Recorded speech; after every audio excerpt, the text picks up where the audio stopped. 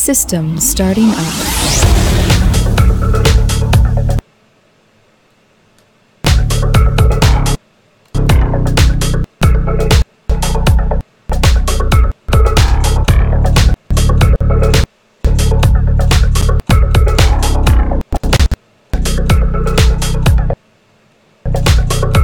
History deleted. System shut. Wow, that was interesting. That's why they call us technical defects, because every show, something doesn't want to work. Usually it's me not wanting to work, but that's a whole different story. Check it out. We got him. He's here. The man, the myth, the legend. Joe Ridgely. All right. Yeah, that's right. No, you got Joe in the house. You got me in the house. Say hi, Joe. Hello. And now the important part. Exactly. There he is, the man, Kane Hodder. How you doing, Kane? Doing good, guys. It's a little warm here in L.A., but doing fine. How warm's warm? It's about 101 right now, I think. Oh, that's nothing. Come on now. Yeah, we're mid-90s in Florida right now. And okay, I got a question for you guys right now before we go on. Now, I see a big poster behind Joe back there, but before we speak about that, what are those action figures behind you, Ryan? It is pretty much everything. Everything from 90s cartoons. Wait, let me see. There it is. Teenage Mutant Ninja Turtles, Marvel stuff, TV shows. Heisenberg from Breaking Bad has joined the Avengers up there, so. I hope to God there's a Jason up there. Don't. You know what? I'm going out to buy the. I was waiting for it. It's the NECA released it. The Ultimate Jason. Oh. They have that one out right now. That is actually on my shopping list here in the next week or so. Okay, well, you're off the hook then. I'll take a picture and I'll send it to you. Okay. Then we have Wonder Woman back there. Is that right? That is correct. I will get it. I have two interesting connections to Wonder Woman.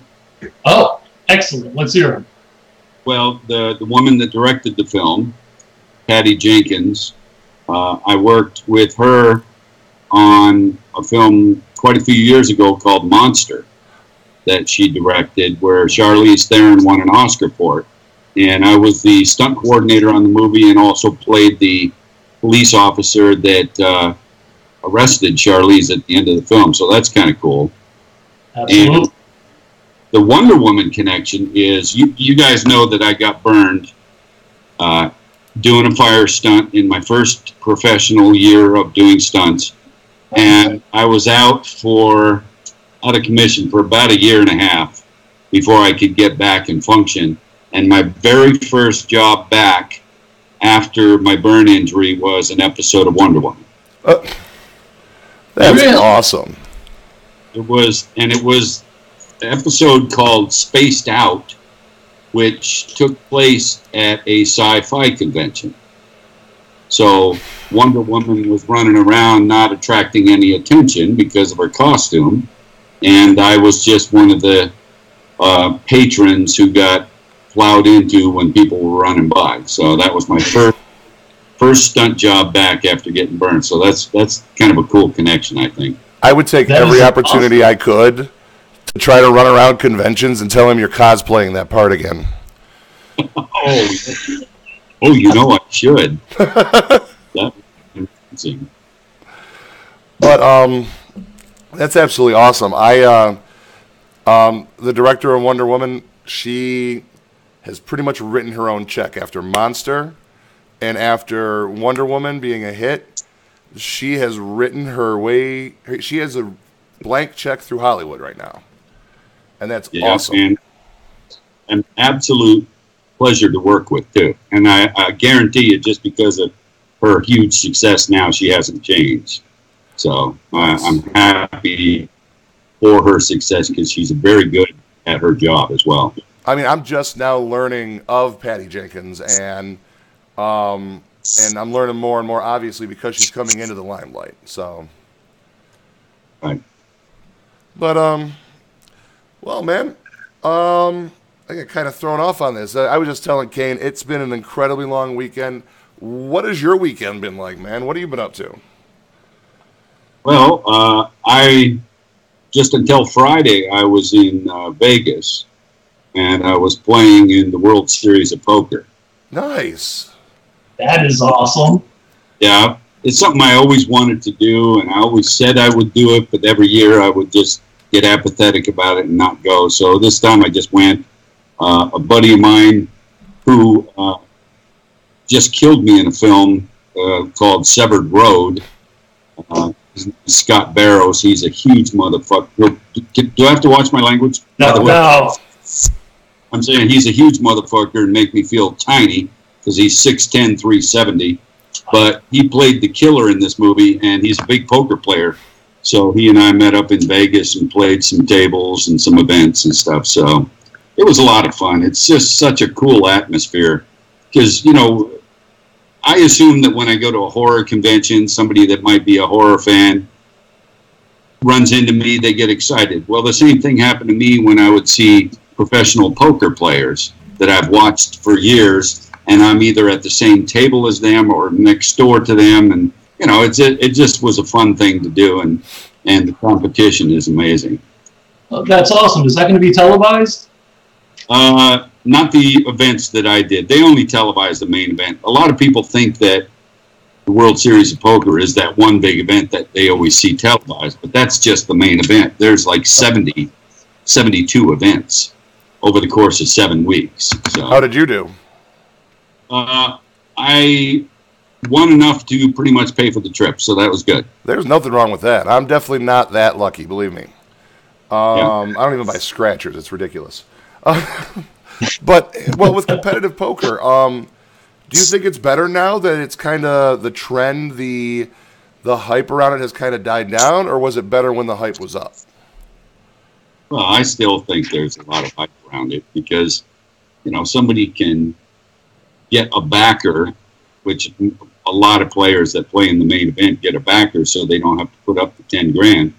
But, you know, in just a short time, a few days, if you're a good enough player and you get some lucky breaks, you can $8.5 million. So that's a pretty money payday after a week's work.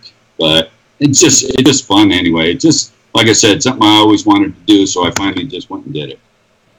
Right on. Yeah. I now has playing the role of Jason, was that one of the ways that's kind of enabled you to do these things where you sit there and go, I've always wanted to do this. Let's go do this.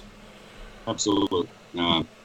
The notoriety and the money that comes from having the notoriety of a character like this, yeah, absolutely made a lot of changes in my life, and you know, it makes it easier to do stuff like that, because that's not something that's necessary, and it's basically kind of throwing money away in a way. I would never have been able to do that, you know, when I first started in the stunt business. So right.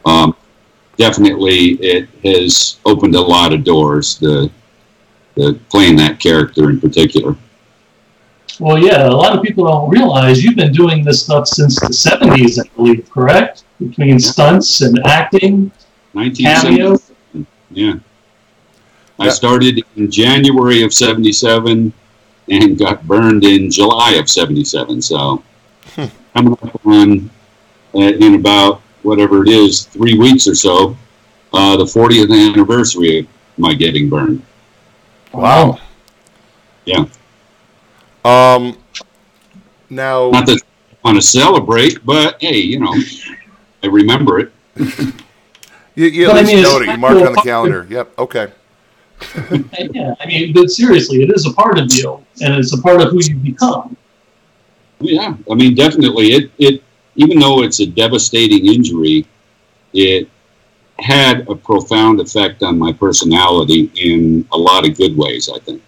Because when you are 22 years old and you have to have somebody wipe your ass, it's very humbling, because your arms are all burned, you can't use your hands. You know, it sounds like a joke, but it really, unless you've been there, then you have no clue how humbling that kind of thing can be and how much you appreciate the little things. So, yeah, it did change me physically, but it also changed me mentally for the better. Nice. That's a hell of a story right there, just the whole thing in general. And that is the most caring sentence I've heard come out of Joe's mouth in a long time over there. Really? Nothing? Wow, I just crashed and burned on that one. I need a nap. But you were talking about changes on your personality, profound changes. Is that how you got involved in charity? Because everybody I have mentioned to that you're going to be on the show, anybody I've spoken to, they've always said he's a great guy. He's the nicest guy in the world. He loves doing the stuff with charities, Scares That Care, all that stuff. Are you currently involved in with them still? I just saw in 2014 you received an award from them as well for your work with them. In fact, yeah. That's a different one. Sorry, but yeah, I still work with Scares That Care. I think they're a great organization. I kind of try to help them get started and stuff, and they do a lot of good work, particularly for some burn patients in the past, which I, personally really feel good about. And anybody that is dedicating most of their life or a good part of their life to helping other people, and how do you not want to help somebody like that? Right. Regardless of what they're doing. Yeah. So I think that's one of the changes in my personality, was being much more empathetic to others. Because I'm not so sure I was that when I got burned. I was a cocky kind of, stunt man, thought I could do anything. And, it's a very egotistical business at times, because you're doing stuff that, most people wouldn't dare try, and you're doing it for a living. So you get pretty cocky sometimes. So something like that will bring you right back down to earth when you have an injury like that. So there are good things that come out of it if you let them. Sure. Video game that just came out. Your involvement with that, how was that? Was that one of the funnest things you've ever done, or was it just as complicated as a movie? It was a little more complicated than film, actually, because, unless you've been on a motion capture stage, you don't realize that every single movement you do, and since I did the motion capture for Jason, regardless of how he looks in the game, you can choose different looks. It's always me. So we started last year in January, and my last session of motion capture was in October. So it wasn't straight through, but it was off and on throughout that time.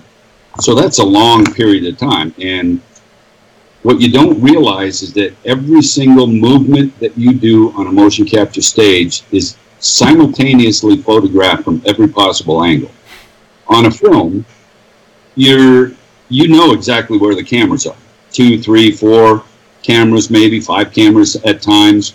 You know exactly where they are, so you know how to position yourself so that whatever scene you're doing, especially if it's action, will photograph the best. And especially with a fight scene, you have to always be aware of the cameras. But when you do motion capture, you have 75 cameras all around you from every possible angle. And so you have to keep that in mind when you're doing stuff. You can't make some fight scene type thing look good from just one angle, because you know it's going to be seen from everywhere. So it makes it a little trickier for the action stuff. I brought in 2 of my favorite stunt people, actually 2 different girls and then a guy, and they did all the action as every victim, and they did a tremendous job. And I think it's kind of cool for them. As cool as it is for me to say everything in the game that's Jason is actually me doing it. Well, on the other hand, every male death in the game is this one stunt guy. So that's kind of cool. I would think as a stunt, every single male person that gets killed is him. Now, what amazed me about this video game was even from the jump, it was like I don't want to call it, I'm not going to say a Cinderella story, but it was something that was done out of love and appreciation for the content because it was crowdfunded. And they raised, I don't have the numbers in front of me because a smart person would have had those, but they raised the money, they made this happen, and they got you on board with it. I mean, what's it like for you to be associated with something that is that loved? I can't even tell you what an honor it was. First of all, that the game producers thought that I should be the person to do the motion capture. In their minds, there was nobody else. And so I feel very honored because I'm certainly not the only guy that's ever played Jason. You know, there's been plenty of other guys that they could have chosen. You just did it more, though. Well, yeah, they thought it should be me. And so I was like very happy and honored to do it. And, you know, then the crowdfunding, they raised, I think it was $832,000 to go towards the production of the game. And unless you've been around, you know, the technical side of a video game, you have no idea how many problems you encounter. And they were so worried about the servers going down because there was such a demand for the game. And of course, that's exactly what happened. So yeah, they were, you know, ready for it, I guess, but still, you know, it's such a complicated process. And just photographing the scenes is complicated. So I can't imagine how it is behind the scenes rendering everything. Because for a person that's not really that well versed in video games, I used to be, but now there's so much more involved. I had no idea that how do you, like for Harry Manfredini, the music, he's the composer for the music for the game. He did the movies and he did the music for the game. Now, nice. He has music cues ready based on what somebody does. But if somebody does something and then somebody else does something else that they weren't expecting, then the music cue changes. I don't have any idea how he came up with all those possible scenarios. Well, if this person does this and that does that, then this will cue, and you know. So I don't even know how he did that. But the other thing that was amazing to me was being on the motion capture stage and trying to be scary while wearing spandex. Well, that sounds about one and the same. Scary, spandex, those two usually go together pretty well. When it comes to me, at least, you know. Personally, being 5'10" and 300 pounds, me and spandex would be very scary. Well, actually, I'm sorry, I talked over you. What was that? Well, just that, you know, I thought I don't look very scary, but I guess the whole point is to still be myself in character. And the thing that maybe this is a common thing, but I completely was thrown off by it, was that while I stood on the motion capture stage wearing spandex, I could look at a monitor and see myself live animated already as Jason. So whatever moves I did in the spandex, I could watch a monitor and see myself as Jason live doing that. And maybe that's, like I said, maybe that's a common thing, but I completely did not expect that. So that helped a lot. That I just the motion capture stuff has just changed. Did they have like I know that they have the markers on the spandex. Is that correct? Now, do they still use the balls, or do they use other kinds of markers? They do use the balls still. Okay. They're small. They're not like ping pong balls, everybody thinks, but they're like, you know, half an inch diameter balls all over, and they're, you know, Velcroed on. And I didn't have to have them on my face, of course, because you don't see any facial movement from Jason. Right. So at times, I even, just for my own benefit and my own fun, I wore a hockey mask. I would have. I don't blame you on that. I don't blame you on Well, that. also, Spandex. I'm sorry, I looked also, and you were also credited with the voice of Jason in the game. So, was there a lot involved with that? Yeah. What they mean with that? Because I mean, I didn't do any voiceover stuff in a studio or anything. So maybe they're just using the grunting that I would always do while performing. I don't know. Yeah, that's what I kind of figured. I'm not sure. I'll tell you, Joe was so curious about that. He's like, he got the voice credit for grunting, probably. What, huh? Yeah. The dialogue. All of Jason's spoken dialogue is me. Now, one thing about this is we do have, while we're broadcasting live, we are in one of our large groups as well as YouTube. And in our large groups, we're able to interact with some of the fans and stuff right now. Now, we're not going to do...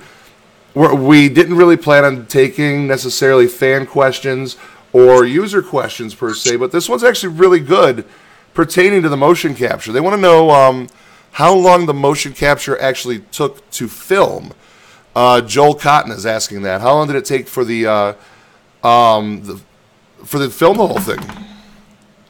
Well, I mean, like I said, we started in January and ended in October, but it was here and there, you know. Right. We'd go and do a week, then we'd have, you know, a few weeks off, then we'd do a few more days. So it was over that course of time, but not that many total days, really. I'm not sure how many, but not that many total days, because you can do so much in one day. They are so quick with rendering and stuff, and we could, I think we did 42 kills in 2 or 3 days once. Nice. You know, you can use, I rarely used a tool, really. I just used a prop with sensors on it. Okay. So that they just hand me a new one, and I do the same movement or similar movement within, you know, the couple minutes, and it would be a whole different kill, a whole different weapon. So that part of it goes quickly, but the tricky part is the pacing. Like, they want Jason to have a particular pace, so they'd have a metronome clicking on the stage, and I would have to walk across the stage with my footsteps identically mimicking that metronome. Wow. That's not easy to stay in character, too. I imagine, yeah. What was the major difference in terms of speed? Was it much slower or much faster? A little faster sometimes. Really? Because, and then the other thing was that in the game you can play as, say, Part 3 Jason. And Jason in Part 3 ran. And I always said I would never run as Jason. By the time Part 7 came around, Jason was more of a zombie, and I never thought he should run, but out of respect to Richard Brooker, his Jason ran. Now, if you're playing as his Jason, you should be able to run. So I had to do that stuff. You know, just because it's me doing it doesn't mean that I completely discount everyone else's performance. You know what I mean? Oh, sure. I did it, so I respect that. That's actually really, really cool on that. Now, have you sat down and played the game? Ryan? That's for you, Kane. Uh-oh. You froze up, Ryan. Yeah. Did we lose it? We lost you for a second. Oh, I'm back. You guys miss me? Really. Once again, welcome back to Technical Defects, where something always breaks. That's the name, yeah. So I was asking, though, did you have you sat down and played the game yourself? I have. And unlike most players, I couldn't wait to play as a counselor. You know, I know the other side of it, so I wanted to see if I could get away from the fucking guy, and it did not last long. I was going to say, how'd that work out for you there? It's hard to beat, man. That's great. One of my favorite things I did in the motion capture was if you, not yet, but whenever you're able to actually defeat Jason, I love how I do the ultimate death. I just fall back like a tree, flat on my back, don't brace myself or anything. I just think it looks so cool because that's, whenever I played the character, I always thought if he ever falls down, he's never going to do something to try and break his fall. He's just going to fall like a fucking tree. So that's how I the ultimate death of him. That's awesome. I love that. All right, we need to talk about some of the other stuff you've got going on as well. Let's talk about, the book. Let's talk about the documentary. What's going on with all that? Well, the book was very well received, and I appreciate everyone that took the time to read it. And I'm surprised I run into people all the time that say they've read the book 3 times. Oh. It's like, why?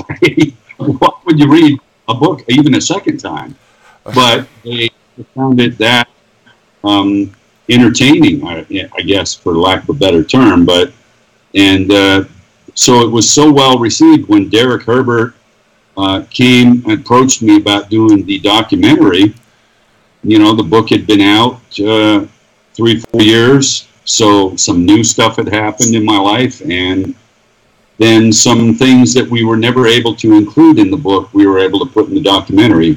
So very proud of both of those things and very happy with the final product. I just hope that people give the documentary a chance, because I know you probably won't believe it, but I can't tell you how many people, when they hear, hey, you're interested in the documentary about Kane Hodder? Well, who's he? Well, he's the guy that played Jason in Friday the 13th. Oh, I don't like horror movies. I don't want to watch that. So they don't give it a chance because they're anti-horror film, and you, as you guys know, it's not a documentary about horror films. It's about my life, which, has some pretty heartfelt stuff in it and some pretty difficult times that people identify with. So I just hope that the general population will give it more of a chance than discounting it just because I'm known for horror. Well, it's more about the man who happens to intersect with this character that has allowed other people to finally know who you are, and that's just what it is. But it's about you. It's about what you've gone through, and just can't tell you how many people don't give it a chance because they don't like horror. Really, you get that much of a backlash on it? Yeah. Wow. I mean, I've had that. I was up to be the spokesperson for, a major burn foundation, and it's probably the biggest one in the world. And I had a big interview process with a bunch of executives, and I knew the whole time I was in there that one person had a problem with it for whatever reason. And turned out I was right. One of the big executives was anti-violence and against horror films and didn't like the kind of films I was known for. So I was kind of X'd out of being the spokesperson for the organization, and the person they went with turned out to be a piece of shit. So get what that sucks. So you experienced typecasting, and you've been in so many other things, though. Like, I'm looking at IMDb and looking at past 30 years, and it's just like there's so much more to you than Jason or Hatchet. So yeah, that's unfortunate. Yeah, I hope people gradually start seeing that more and more. I mean, I played on that movie Severed Road where my buddy Scott Barrows killed me. I'm a good Samaritan. Then right after that, I did a film in Florida, a comedy called An Accidental Zombie Named Ted. And I play the head of a factory that makes products out of discarded human skin.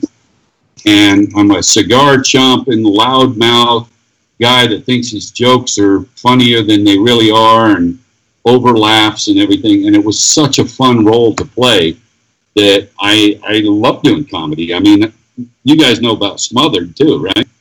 Absolutely. I was going to mention that, and I want that movie poster. That was the coolest movie poster I've seen, with you guys standing there and then the shadows underneath you.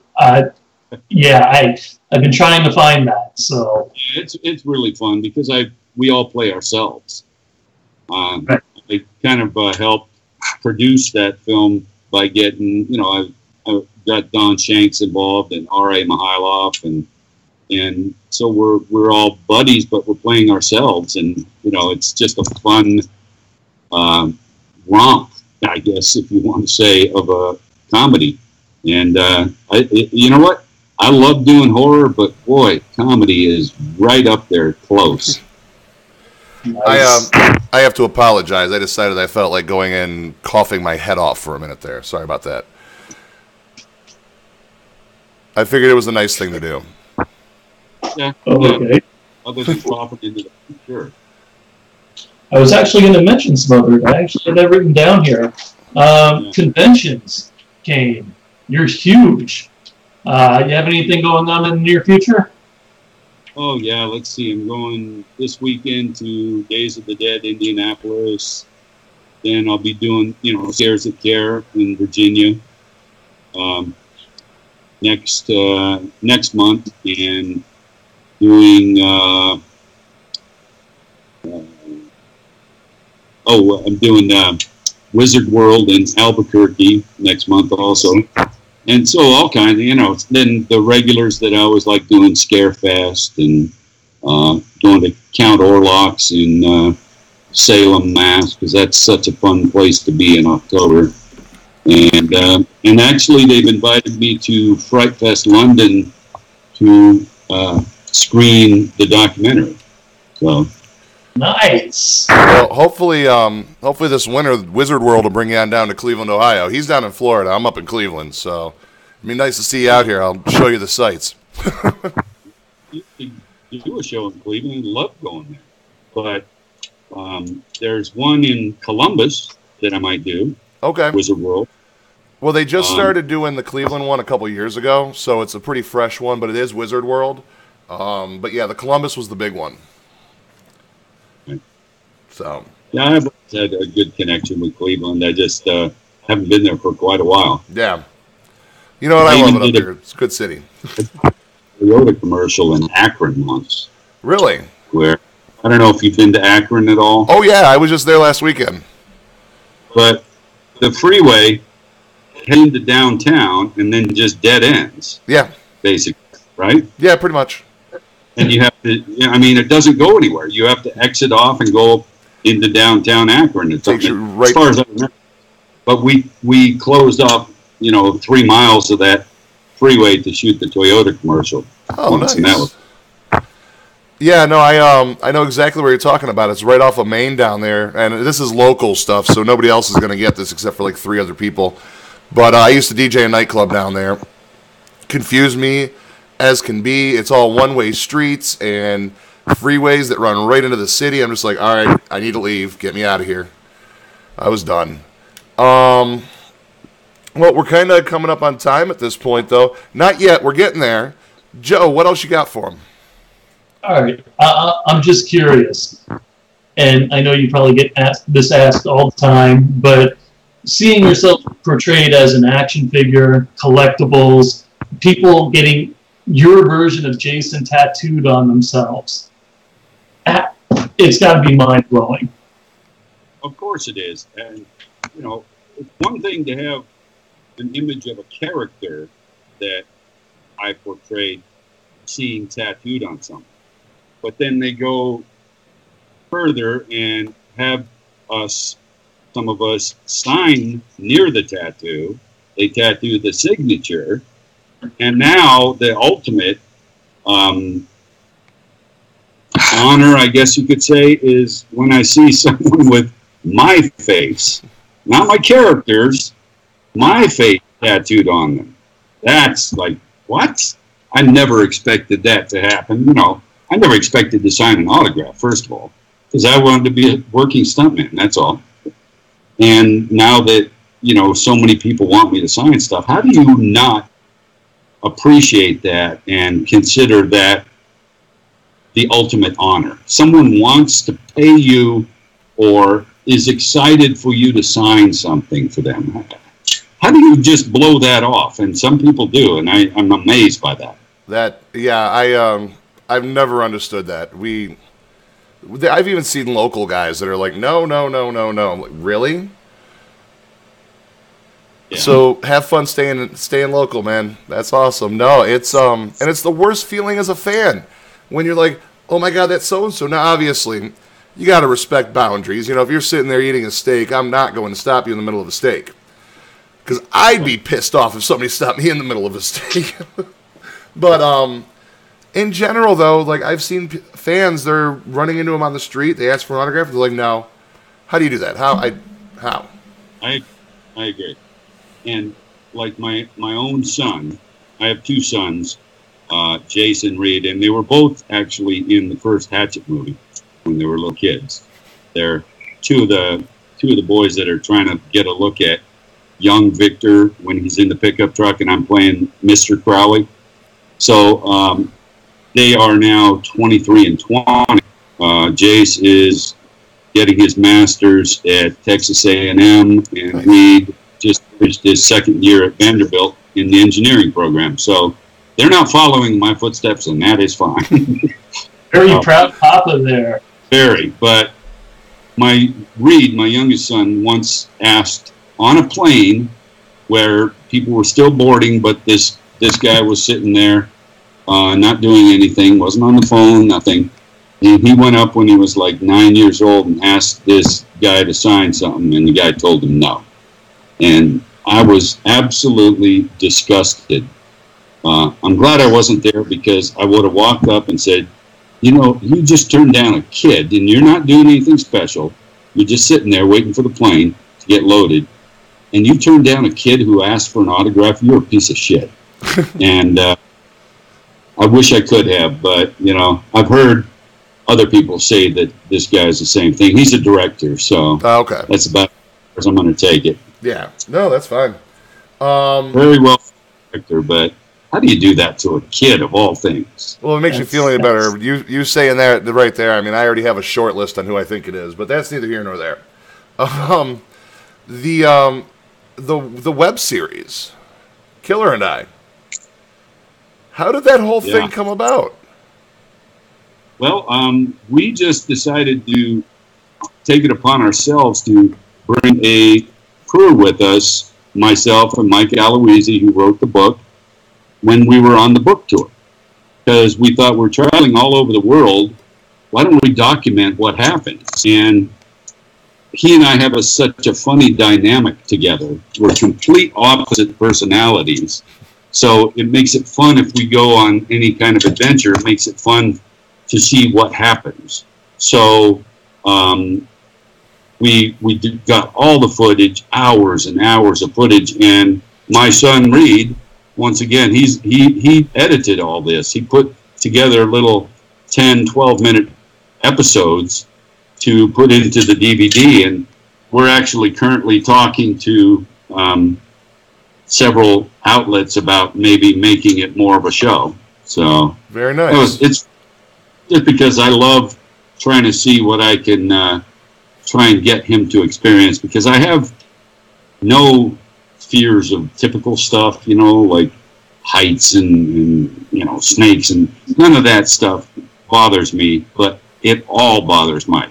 So it's very entertaining to me to try to put him through that. Oh, and like you guys had a blast.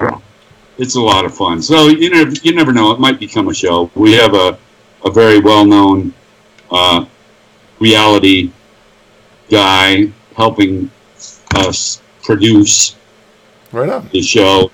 See if we can get it sold. Yeah, so, I was gonna ask if you guys had any have you had any sales meetings on it yet, or is that all just in the works right now? We've had creative meetings. Okay.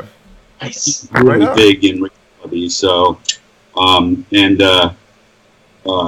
it would incorporate some ghost hunting because, you know, my buddy Rick McCullum and I founded Hollywood Ghost Hunters together, and we investigate. We've done investigations all over the world too. In fact, Rick has been in Scotland for the past month, doing all kinds of investigations there. So I think he's coming back tomorrow or the next day, but he's been there for a month. Mm-hmm. So he has kinds of fun stories to put, because we have Hollywood Ghost Hunters magazine and stuff. So he just wanted to go off and do as much as he could in Scotland because he's Scottish descent. And so, you know, it could be partly that too, that, you know, the killer and I with ghost hunting and stuff, because ghosts definitely freak Mike out as well as everything else. The ghost hunting stuff's intriguing. Actually, a buddy of mine had a show over on A&E. It was Haunting Evidence, Patrick Burns. And I've just watched a lot of what he does and away from there. And I've heard him talk many times. Like, the ghost hunting stuff is just insane. Do you ever go to any conventions and talk on it or do anything with that? Yeah, well, part of the reason we go to Scarefest in Lexington is that it's a horror convention about horror films, but it's also heavily paranormal. And so it's a good combination for us. Rick and R.A. Mihailov, who was, you know, Leatherface and Chainsaw 3, and we were the three that did the Ghost Adventures episode with Zach and the boys. And we're all going to be at the convention this year talking about that kind of stuff. And Rick is going to have so much more interesting stuff to talk about, having just come back from Scotland. So we do some of the paranormal conventions cross over into horror and vice versa. So it makes it kind of fun. Now, is there any hat that you don't wear right now that you would like to eventually be wearing? I mean, you've got your hands in so many different cookie jars, wearing so many hats with so much different stuff. Is there any that you don't have yet that you want to? It's a pretty good question. Nobody ever thinks to ask something like that. You know, everything that I've always been interested in, I have pursued and tried to get involved with. So there's probably nothing that I haven't tried. Maybe I'd like to do more of the certain things, but you know, it's fortunately being in the position I'm in. If I have some interest in trying to do something else, somebody's always willing to try and help. And that's kind of a cool thing, which is, you know, I'm sure that's got to be a lot due to the notoriety. So, hey, you know what? If you got it, use it. I'm a firm believer in that. I mean, it's there. Use it to live out your dreams, you know? You worked hard for that.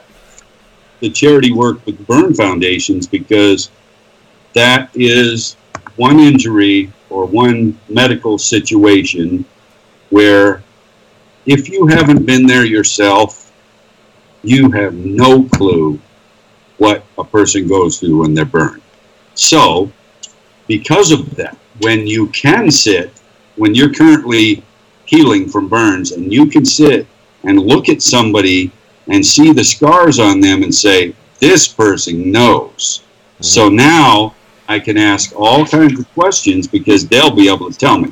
Instead of a medical professional that's dealt with it for 20 years, you don't know how it feels. Sorry. You just don't. Yeah. So when you can talk to somebody that's been through it, it's invaluable. It helped me. I've helped a lot of other people just get through the tough parts and stuff. And, you know, if I help somebody at all through their recovery from burns, then, you know, I feel good. Where can people go to see what they can do, whether it be going to the conventions or helping out in any way with the charity? Where can they go online to find out about that?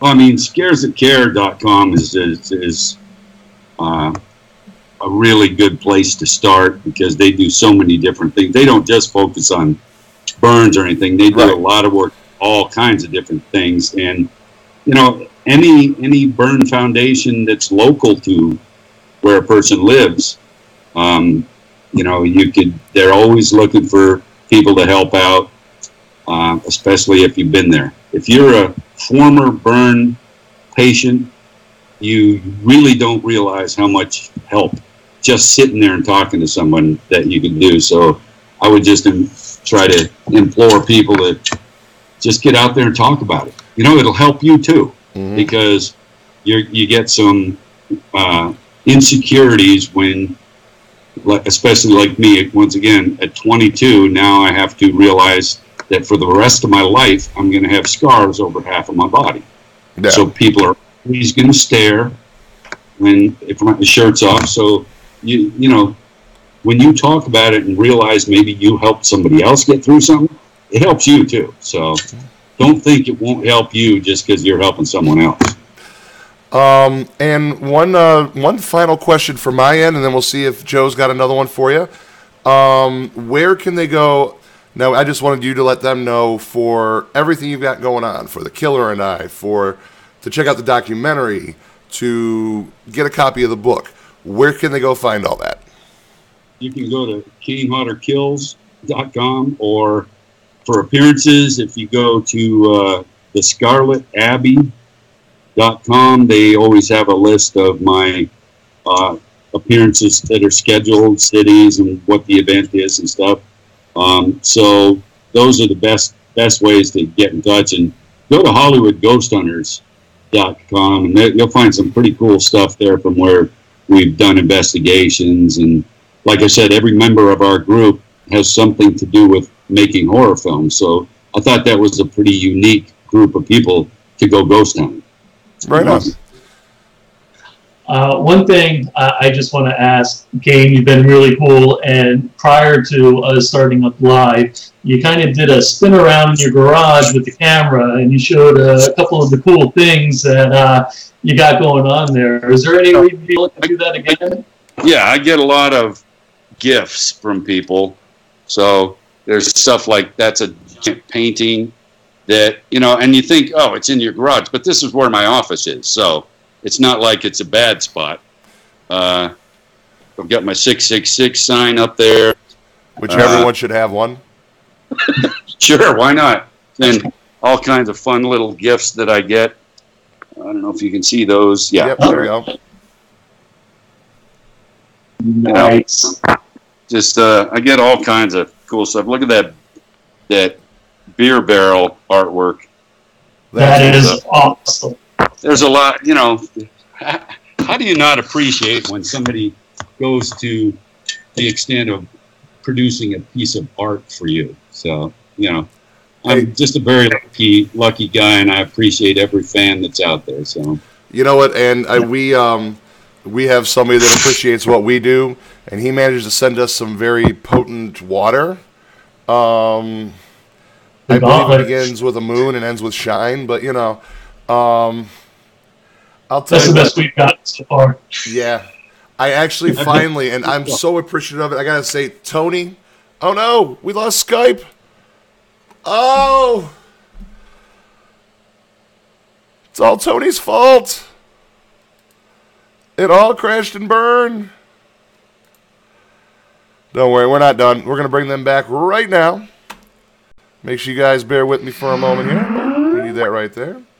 We're gonna call Joe. Oh, you gotta love it.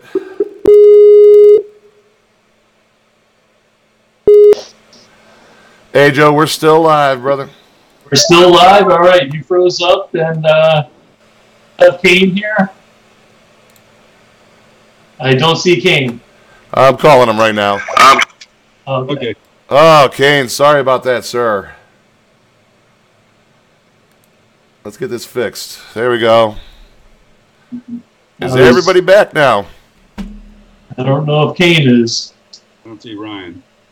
Oh, Kane's microphone's acting up a little bit. We can still kind of hear you, though. Ryan, why don't we close it out and thank him very much for your time and this awesome interview. Your fans are going to love this. Ryan, do you have anything else to add? Are you still there? I'm still here.